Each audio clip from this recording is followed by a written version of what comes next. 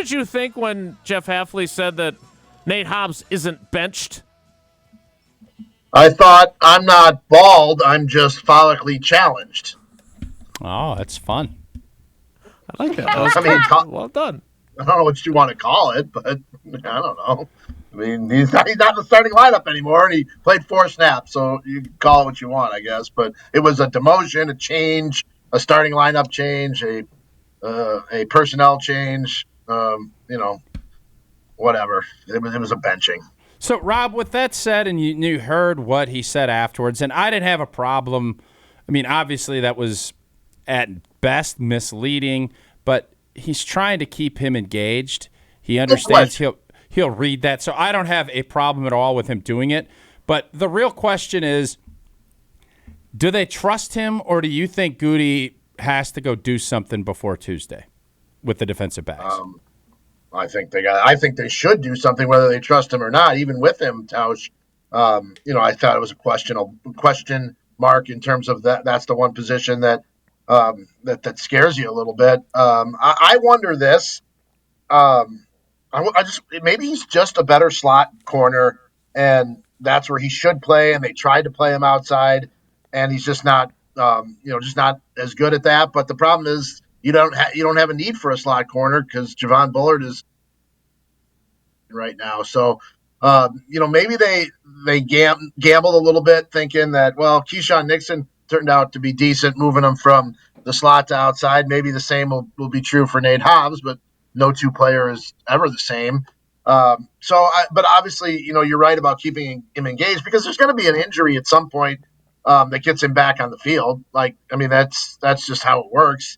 And like a lot of times, a guy will lose his job, and then 2 weeks later, somebody gets hurt and he's back in the lineup and he plays fine. So, we'll see. They don't play a lot of dime, but that seemed to be his role on Sunday. Hafley hardly ever plays dime, but they did. That was his first time he was on the field Sunday against the Steelers, was in a dime package. So right now, that's probably just his role. And I mean, look, Jason can tell you, we saw Carrington Valentine make plays on the ball in training camp day after day after day. And I realize, training camp doesn't always translate to the season, but I was sort of thinking, as this, Nate Hobbs struggles had gone on the last couple of weeks, why aren't they giving Valentine a shot? And obviously, they finally did.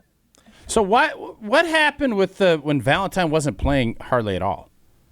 Was it just they felt like they had to because Hobbs' contract, or what went from he had a great camp to what he was doing to not playing to playing every rep but 4 last week? Yeah, I'm sure that they, part of it was, look, we signed this guy to a big contract, $16 million signing bonus, 4 for 48. I'm sure that plays a part in it. I mean, you can say, all they want that, we play the best guys. Doesn't matter if you're a first round pick or an undrafted free agent, but that's true. But the first round pick, or in this case, the high price guy, is going to get the first shot, right? I mean, that's just the way it goes. I do wonder, what the personnel department thinks of the change. I don't know if this is, it's such a weird operation here now where Goody and LaFleur are on the same level. Does LaFleur even have to go to Goody and tell him, hey, we're benching the guy you signed, or does he just do it? That has never been clear to me.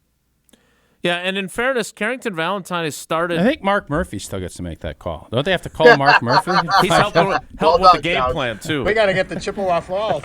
But Carrington Valentine started 19 games in his first 2 years. It's not like he's just some random guy that they've plugged in there. He has a track record, and to Rob's point, he had a strong camp. So I'm curious to see how they move forward there, and if they do add. My next question, though, is you saw Quay Walker yesterday at practice. He did not participate. Usually, what happens is a guy leaves a practice, he ends up being added to the injury report as limited, and then we find out something happened during the practice. That's not the case with him. Maybe something happened on Wednesday. What's your understanding of where he's at? No, it's interesting, Jason, because he was in pads and went through stretch. We checked him off. We go outside for the drills that start after stretch, and he was standing on the sideline talking to, I believe it was one of the medical people. I can't remember if it was Nate Weir or one of the training staff people.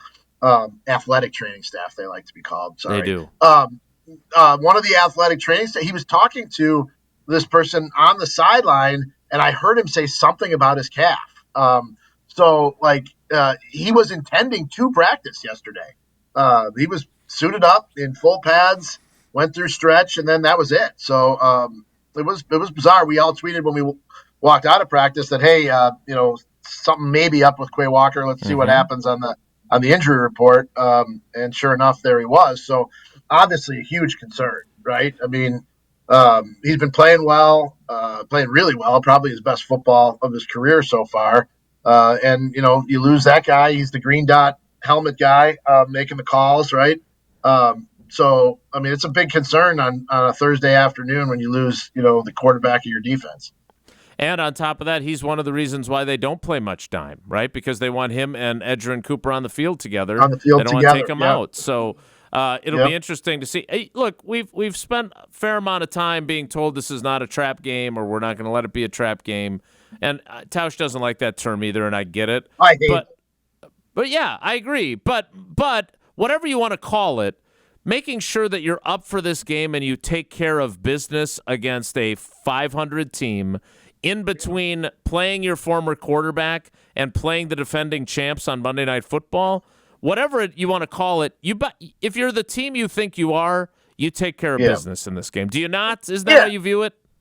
No doubt. Yeah, I agree with that. And, I mean, I don't think they lost to Cleveland because they were, not up for the game. I think they just didn't play well. But you got to play well. And, people probably, look at Carolina and think, they haven't been good for a while. They are 4-4. I mean, that's right. They're in it. Like, Carolina's coming in here, I guarantee you, thinking, man, if we steal one at Green Bay, 5-4, and we got a chance. I think that they have more. They have a lot to gain by this game. More than the Packers have to lose by losing it. So I would be leery of them. And I know what we discuss in the media has no bearing on the game, but we really haven't asked players much about the Panthers this week. I mean, few Bryce Young questions here, Rico Dowdle. But it's just like, players can't look at it that way. I can. I'm starting to work on my Philly stories next week. I have that luxury. They don't. You're looking ahead. Well, what's your Philly stories? What are you thinking? I'm just kidding, Rob. Is Carolina the most nondescript NFC team? Oh, my God. No, I'm being serious. I was thinking about this because I was having a conversation with a friend of mine about, which sports teams could go away and no one would notice. We were talking about the NBA and, the Washington Wizards are the NBA team that, could go away and, no one would notice. I wonder if was this Madsen and Hogue? No, it was actually Archer. I can tell you why later when you're back up here at the facility. Sacramento Kings. But Rob, which of the 32 teams would be the worst to write for? Just from a boring. You have to just constantly scrap to write anything. Nobody would ever call you to put you on TV. Which of the 32 would be from your end? Arizona Cardinals. There you go. There's even more interest. There's more interest in from our standpoint, Jacksonville, Tennessee, Houston. No one cares about the Arizona Cardinals. Dang, that's very blunt. I love a good blunt answer. We have a good friend who works for the Cardinals. I'm going to clip that and send that to him. When's the last time the Arizona Cardinals have had a reporter, a SportsCenter person on SportsCenter, NFL Live? I can't think of it. Probably Larry Fitzgerald's deal when they had Kurt Warner, the Jeff Janis. Weren't they a 4 seed then? I don't even know if they did then. When the great Pedro Gomez was still with us, R.I.P.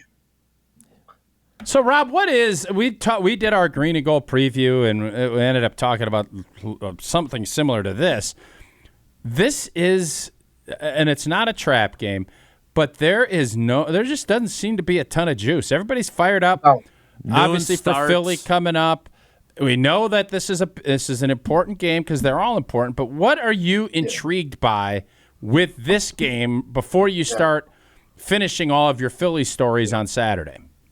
I'm intrigued by the run that Jordan Love is on and potentially could be going on. Can he throw up, another multi-touchdown game with no interceptions and completing 70% of his passes? And if that's the case, Tausch, I think we'd have to look at it as he's on one of the better stretches of his 3-year run here. Obviously, the stretch at the end of his first season as a starter was outstanding, but if he can go on and continue to sort of go on a run, I just think it makes this team, really, really dangerous. Not that they're not dangerous to begin with, but if the quarterback just gets in one of those grooves, like Aaron used to get into, like Brett used to get into, where it was just game after game, where it was, 280 yards minimum, 2 or 3 touchdowns, no picks. That's the kind of thing I think that this game serves as. It's just a continuation for Jordan Love and the offense and guys like Tucker Kraft to show that, these aren't just one-off games here or there where they're really good, is that they just keep putting games together back to back to back where they're, borderline dominant. So with the Tucker Kraft, he has emerged obviously as a star. I would say he's the best tight end in football. You can maybe argue a few others, but he is in that conversation. I think he'll be first team All-Pro if this level continues on. I think he's going to be first team All-Pro at tight end. He needs targets, but is there some frustration? And I know Jason didn't want to use the word disgruntled when it comes to Matthew Golden. Just because I don't know that. No, I know. And I didn't say good or bad. Do you think who in that group is probably the most frustrated right now that they're not getting the touches that they want? I mean, besides Jaden Reed, who's hurt, and he's probably the pissed hurt off guys are a separate story. Yes. Hurt. No, I know. I'm just it was my way of getting Jaden Reed in there. He started doing some drills on the running, at least on the side this week, so that's a good sign. I think if you look at this week's opponent, Tausch, and they have a rookie first-round receiver who's playing, getting a lot of opportunities and playing well, right? Tet McMillan, a guy who I was told the Packers were very interested in, and obviously, he went way before them. If you're Matthew Golden and you're looking at that and going, man, why aren't I getting those kind of touches as a rookie? Or, I can understand why that might be the case. Now, totally different team, totally different receiver room. But this is a hard place to come. And maybe this is why Goody just didn't feel like it was ever worth adding a first-round receiver, because it's just so hard for you to get a rookie receiver opportunities here because they have a lot of good ones. Do they have any great ones? And maybe Matthew Golden was drafted to be the next great one, but he's got to get the ball to show that he can be it. So if I were him, I would be a little frustrated. There's no question in my mind that was how I would react. But we all know I'm a little spirited, as I was told the other day. Who said you were spirited? Oh, it's a long story. We got time. Apparently, if it's good, we got time. So, all right, real quick. So apparently, Aaron Popke, Packers. I don't know what his title is. Corporate Director of communications. Public He Affairs. handles everything. He's the popster. Yep. Yeah. So apparently, he went and spoke at one of the classes at Lawrence University yesterday, where my son Hogan, plays basketball, and one of his teammates was in the class. And so Hogan texted me and said, "Hey, do you know an Aaron Popke?" And I said, "Yeah." I go, "And maybe you must not remember, but he played in the Alloway Little League. I think he was actually on the team that I coached." And he's like, "I don't remember him." And so then his teammate texted him, and Hogan screenshotted it. He said, "Yeah, Aaron Popke said you played with or against his kids in baseball, and your dad was a very spirited coach with the umpires." Does he have truth as a defense? I could say something on here but it'd probably get bleeped out. So let's go viral. Let's go viral. Jesse hasn't had anything viral in a while. Just because you don't do something once doesn't mean that's what you do. You are a devoted sports dad, and you've got two boys playing college basketball. So we know how important that is to you, and it's certainly more important than Aaron Popke's opinion of you. By the way, wait till I see Popke next. I look forward to that. All right, last thing for you, so we can let you go to Matt LaFleur. Along the lines of Tausch's question about Golden, I thought Ryan Wood from the Green Bay Press-Gazette and Matt LaFleur engaged in a back and forth the other day. I actually had Jesse play it on the. I think Matt LaFleur authentically wants to get a bunch of his guys involved in the passing game. And at the same time, he knows that he should get Tucker Kraft the ball more than anybody else because he's the best option they have. Do you think that causes the old ball coach there a little bit of consternation trying to figure out how to balance that? Because I thought his answers were really good and compelling, but I also thought it showed that it's something that weighs on him.